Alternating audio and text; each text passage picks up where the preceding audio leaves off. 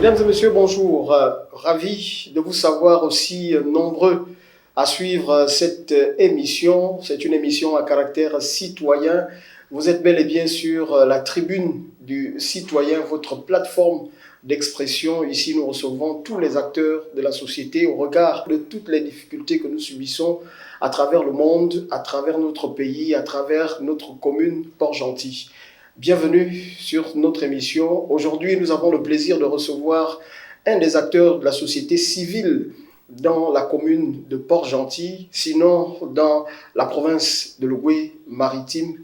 Monsieur, merci d'honorer à ce rendez-vous, merci de nous faire plaisir, merci également d'avoir accepté notre invitation. Je vous en prie, merci. Alors, veuillez vous présenter au grand public, s'il vous plaît. Je suis un acteur de la société civile, comme vous l'avez si bien dit.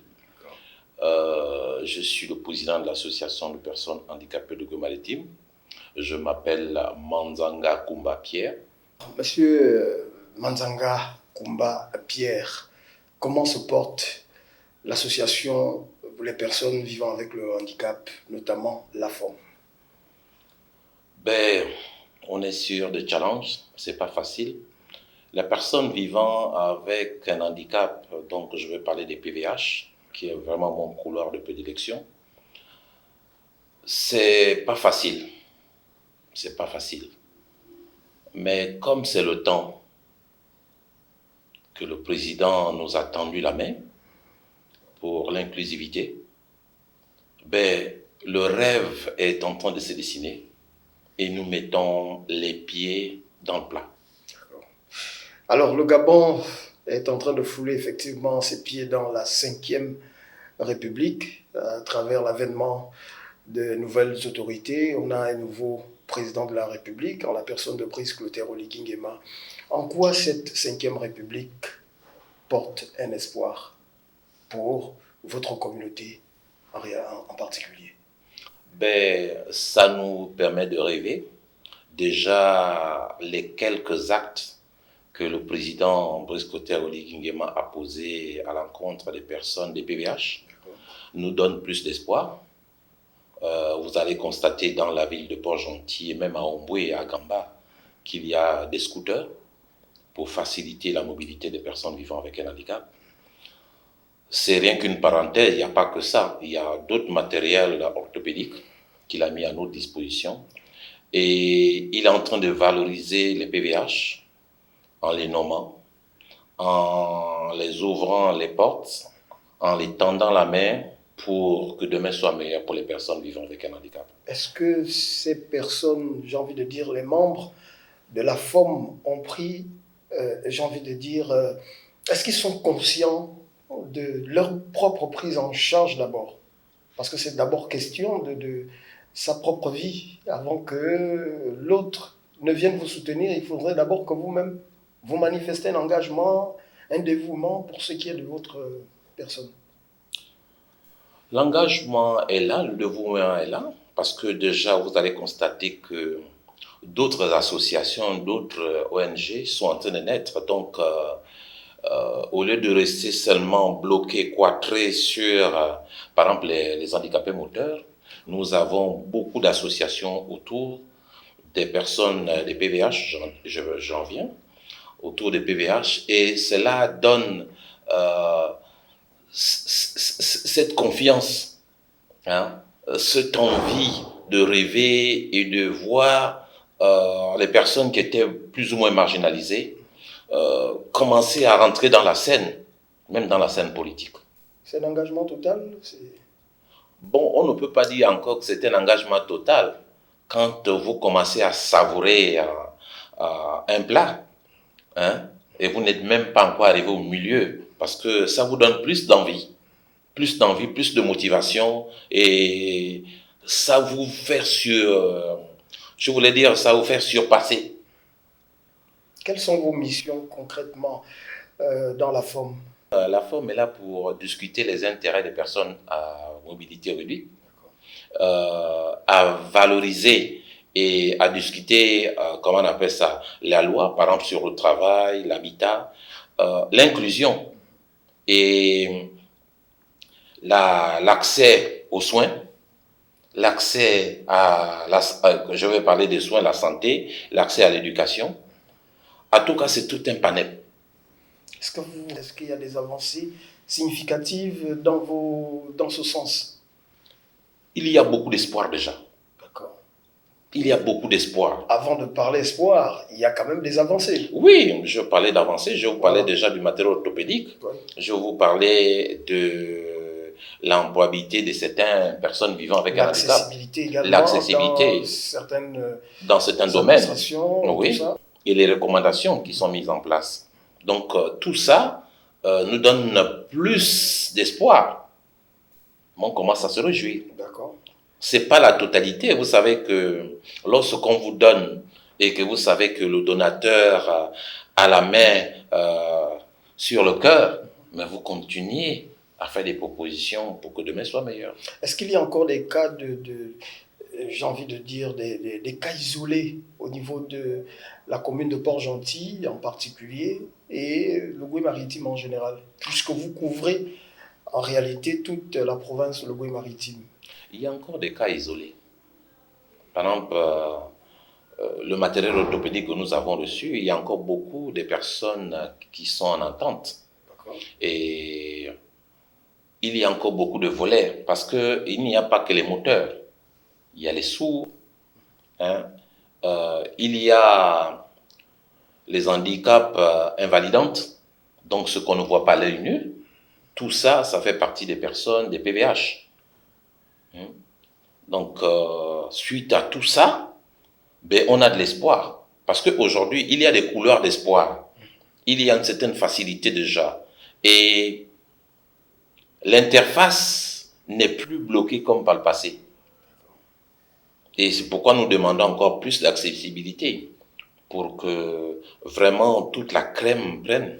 Et la prise de conscience aussi, parce que j'ai envie de dire, au niveau de Port-Gentil, quand je parle de cas isolés, c'est-à-dire qu'il y a des personnes qui vivent avec le handicap, mais qui ne viennent pas auprès de vous, notamment pour se faire enregistrer dans une structure associative qui défend, j'ai envie de dire, les intérêts effectifs, sinon les droits de ces personnes-là. Mais on voit encore des parents qui gardent les enfants à la maison, qui ne viennent pas notamment prendre des informations adéquates, et d'autres qui sont surpris de vous voir à la télé, par exemple, en train de recevoir un don du président ou la première dame, alors qu'on n'a pas été enregistré.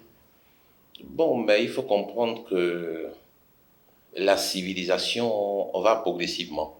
D'accord. Parce que tout le monde n'a pas cette acuité, cette facilité, cette mobilité d'approcher certains leaders. D'autres ont du mal à croire. Je veux en venir par rapport au secours permanent de l'État, déjà les 75 000 francs qu'on donne là, quand les affaires sociales, le ministère des Affaires sociales met en place un recensement. Mais il faut les interfaces appropriées pour véhiculer l'information vers les PVH. Et là, pour la petite histoire, par le passé, on était dans les 400, qui touchaient 400, mais avec cette opération-là qui s'est passée, on se retrouvait à 721 personnes. Vous voyez un peu. Dernièrement, le ministère des Affaires sociales a introduit, comment on appelle ça, de personnes vivant avec un handicap, d'amener les certificats de vie. On nous a laissé pratiquement presque 1 mois et demi. Mais même ça encore, d'autres sont venus en retard. Vous voyez un peu, ça prend timidement, mais l'espoir est là. Parce que chez nous, on fait plus attention, comment on appelle ça, au message de bouche à oreille. D'autres ont du mal à regarder les médias, mais je crois qu'aujourd'hui, avec tout ce panel qu'on a sur la table, mais ça donne un plus-value, ça donne l'envie. Et cette envie-là, même si derrière il y a la sensibilisation, mais d'autres ont encore du mal à s'imprégner. Un effectif de combien enregistré à la forme? À la forme, on est autour de 380 par là. Bon, quelle est la place de la personne vivant avec un handicap dans la province de Goué-Maritime? C'est une place qui n'existait pratiquement pas. La preuve en est que dans nos structures, vous allez compter, c'est pas facile de trouver des leaders. c'est pas facile. Il y a quelques cas qui essaient de se démarquer, mais c'est vraiment pas facile. Même au niveau de l'emploi, c'est pas facile. Les entreprises ne sont pas encore imprégnées. Mais je crois qu'avec le travail qui est fait, aujourd'hui, ça commence à susciter. Parce que moi, je reçois, par exemple, certains responsables qui viennent vers moi pour me demander, me faire des propositions. Et quand on a la possibilité d'orienter, aujourd'hui, on va vers les activités génératrices de revenus. Voilà, ces activités génératrices de revenus, il faut de bonnes formations. Et je tiens à vous informer que nous avons encore à notre ère beaucoup des illettrés, donc des gens qui ont eu du mal à aller à l'école. Et vous voyez, ce type de personnes, quand vous les avez avec vous, c'est souvent pas facile. Donc, il faut d'abord l'alphabétisation. Et nous n'avons pas de cadre approprié par rapport à cela. Vous voyez un peu, parce que les parents ont négligé les enfants. Parce qu'il y avait tellement de préjugés autour de la personne vivant avec un handicap. Aujourd'hui, ces préjugés sont en train de partir. Même dans les couples, couples variés de personnes vivant avec un handicap, c'était pas facile. C'était un secteur qui était fermé avec beaucoup de railleries. Aujourd'hui, les gens commencent à sortir de là, Si l'on revenait un tant soit peu sur les différentes activités que vous avez eues ces derniers temps, notamment les dons envoyés par le président de la République et la première dame également, qu'est-ce que l'on peut retenir? On vous a vu tout récemment recevoir des kits, notamment des scooters. On vous a vu un peu plus tard recevoir une bonne somme d'argent. Qu'en est-il de ces différents dons? Merci. Je vais d'abord aller sur le premier geste du président de la République, Brice Clotaire Oligui Nguema, quand il est arrivé pour la première fois après le cours de libération. Donc, il avait remis une somme au gouverneur. Cette somme qui a été remise au gouverneur a permis d'acheter du matériel orthopédique. Et nous avons distribué ce matériel au gouvernorat. Et dans ce matériel, on pouvait constater qu'on a pu avoir des tricycles, des tricycles manuels, des fauteuils, des cannes, des embouts.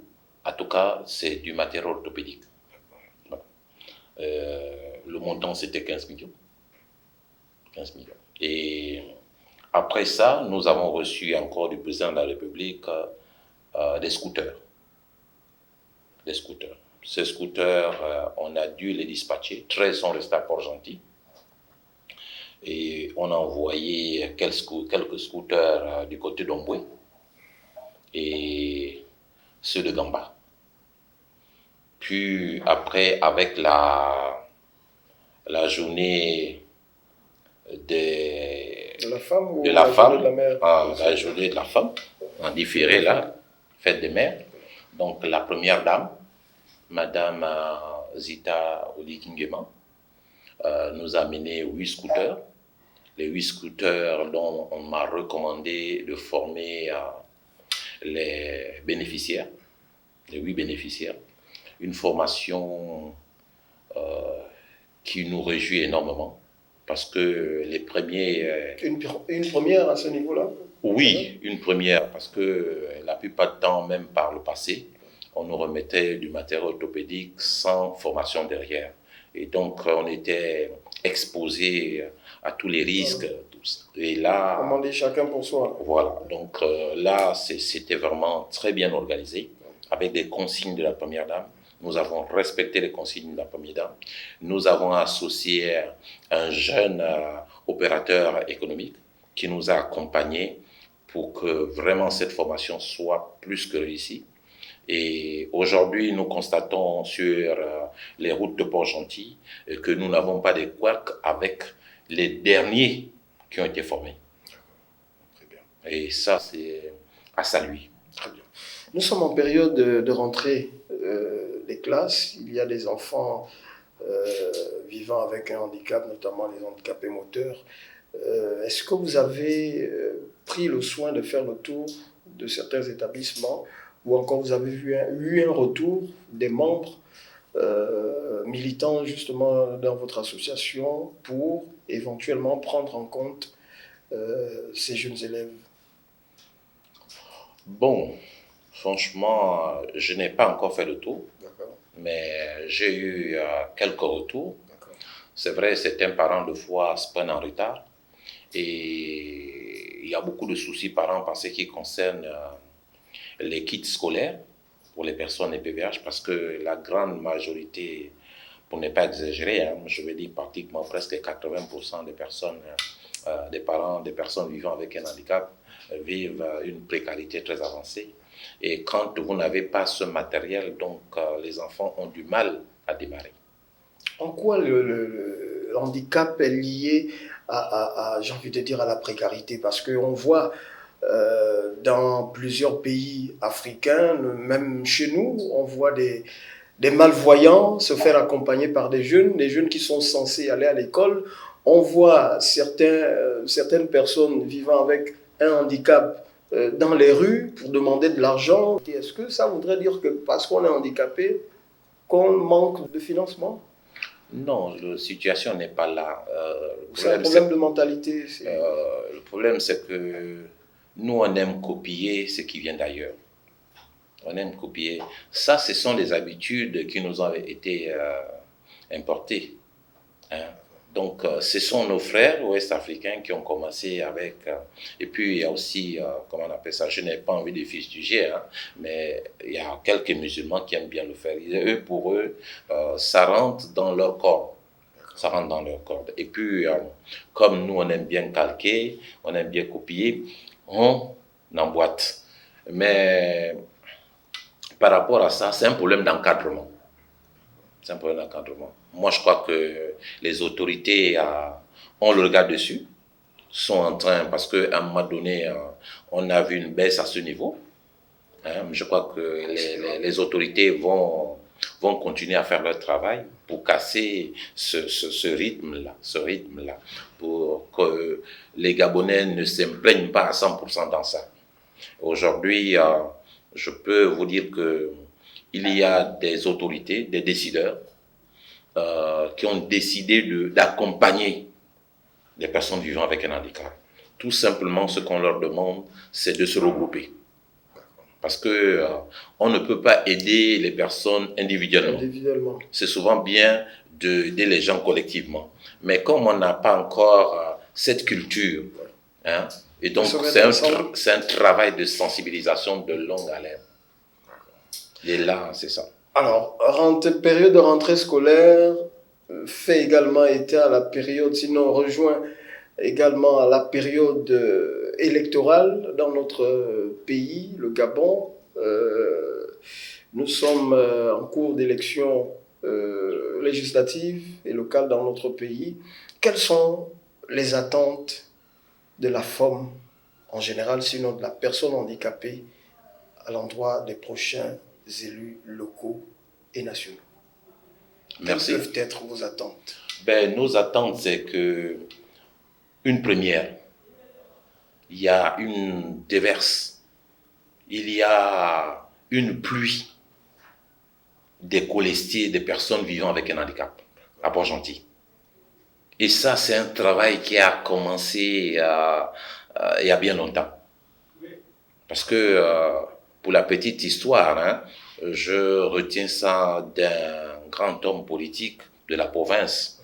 Je ne vais pas faire la publicité, je ne suis pas ici pour venir faire la publicité. Très bien. On dit souvent qu'il faut rester là où on tape le tam-tam.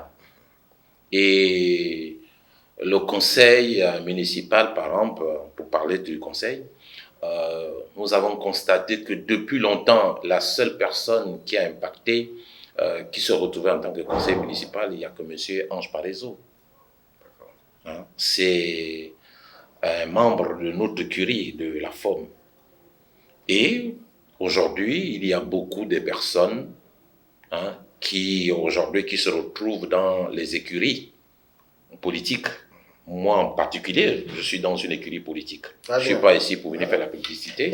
Donc, je suis dans une écurie et nous souhaitons que ces listes, que les gens aient regard sur ces listes pour que la personne handicapée, quand on prendra les décisions au niveau du conseil municipal, que les personnes handicapées impactent cette représentation-là va nous amener pour chasser les points d'ombre qu'il y a autour de la personne vivant avec un handicap, pour plus d'inclusion.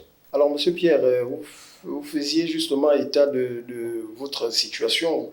Vous faites partie effectivement des écuries de cette, j'ai envie de dire, cette nouvelle génération politique. Et du coup, vous vous êtes engagé plus ou moins dans ce secteur. Alors, quelle est votre lecture de la politique, sinon la situation politique au niveau de l'Ogooué-Maritime? Bon, cette lecture, elle est une lecture plus ou moins mitigieuse, parce que nous voyons d'un côté des anciens mastodontes qui veulent revenir aux affaires, et aujourd'hui il y a une classe de jeunes, qui essayent de se faire une place, et je crois que c'est de bonne guerre, mais il serait aussi important de céder un peu la place aussi à une catégorie. Je ne dis pas de rejeter complètement les anciens, parce qu'on a besoin de leur expérience. Mais les jeunes aussi, il faut préparer l'avenir. L'avenir, c'est avec aussi les jeunes. Et il y a aussi des personnes, par exemple, qui ont été un peu plus ou moins abusées, aujourd'hui, qui viennent un peu pour vouloir changer un peu les choses. Je vous parlais, par exemple, à la citation d'un grand homme politique, je parlais de Maître Agonjo, qui parlait du tam-tam, qu'il faut bien que les gens s'imprègnent. Alors, à partir de ce moment, nous, par exemple, moi personnellement, quand j'ai été approché pour qu'on en parle un peu, et j'ai eu ce sursaut d'orgueil. Ce sursaut d'orgueil de dire que si il y a, par exemple, des situations, des problèmes pour les personnes vivant avec un handicap, il faut bien une personne qui vit l'handicap, qui se retrouve à ce milieu, pour en parler. Et dès lors que vous n'êtes pas dans l'arène pour parler et voir les réalités, et exposer les réalités, je crois que les autres ne peuvent pas créer la magie. Ils vont survoler votre problème. D'accord. Et si vous étiez élu au sortir justement de ces élections, quelles seraient vos priorités pour répondre favorablement aux besoins des personnes vivant avec un handicap, sinon de la population, et pourquoi pas en général? Déjà, quelles sont les priorités? Ici, je ne peux pas décliner les priorités, parce que déjà, je n'ai pas eu tutus de mon écurie de me donner les arguments pour venir exposer. Je crois qu'on va rentrer. Vous avez quand même une lecture, vu que vous êtes devenu un acteur politique, donc vous avez au moins une lecture qui fait de vous, c'est vrai, vous n'allez pas seul, vous allez avec toute une équipe derrière ou à vos côtés, mais là on parle de Pierre Manzanga Kumba qui peut éventuellement briguer, je ne sais pas, un poste au sortir justement de son élection. J'ai envie de dire qu'il devient conseiller ou il devient élu national. Quelles sont les priorités? Il va foncer sur quelles priorités, par exemple? Nous aimons parler de l'accessibilité, parce que c'est un domaine vaste et fondamental. L'accessibilité, comment? Dites-nous. Aujourd'hui, les personnes... Dans les administrations, physiquement, accéder dans les administrations, ou l'accessibilité dans des postes, dans, je ne sais pas, on accède à quoi? On accède, en tout cas, comme je disais tantôt, c'est très complexe. D'accord. Il y a les édifices publics, parce qu'il y a des rampes qui manquent à gauche, à droite. D'accord. Je ne viens pas ici pour étaler quoi que ce soit. Donc, il y a les édifices publics. Nous avons aujourd'hui un grand souci à ce qui concerne le certificat médical au niveau de Port-Gentil. Donc, beaucoup de personnes encore à mobilité réduite ont du mal à constituer leur dossier auprès des affaires sociales pour le transmettre vers Libreville. Parce qu'on nous fait payer le certificat médical. Et je vous disais que les gens étaient dans une certaine précarité avancée. Il y a les AGR. Mais tout ça, c'est des questions, comme je suis dans une écurie, c'est des questions qu'il faut d'abord traiter en interne dans le laboratoire de mon écurie. Oui. À partir de là, et avec les gens qui ont le cœur, hein, les grands leaders qui sont dans ce secteur-là, à partir de ce moment, on verra comment il faut enjancer les choses. Alors, nous prenons fin justement, nous mettons un terme à cet entretien. On vous laisse juste quelques secondes pour dire votre mot de fin. Merci. Ce que j'aimerais dire comme mot de fin, c'est d'interpeller les personnes vivant avec un handicap. Les valides qui savent que ce sont des handicapés qui s'ignorent. Les parents des enfants ou des personnes vivant avec un handicap. Parce que toutes ces personnes sont pour nous des rampes d'accès. Parce qu'ils nous accompagnent, ils connaissent nos difficultés. Nous avons eu la grâce d'avoir un président qui a le cœur, qui est en train de mettre la main dans la pâte. Accompagnons le président dans cette vision. Nous voyons les quelques changements autour. Peut-être que ce n'est même pas encore arrivé chez vous. Mais croyez. Croyez. Parce que pour ceux-là qui ont commencé à toucher, non, ils nous ont fait un très bon témoignage. Et c'est là où je dis donc, votez aussi ces personnes-là qui sont dans les écuries. Vous les connaissez très bien. Vous les connaissez très bien pour que demain soit meilleur pour le pays. D'accord. Mesdames et messieurs, ce fut un plaisir. Merci de vous savoir nombreux à cette émission, surtout à ce numéro. On va se séparer avec ce mot de fin de Pierre Manzanga Kumba, président de la FOM, acteur de la société civile. On se retrouve au prochain numéro. Merci.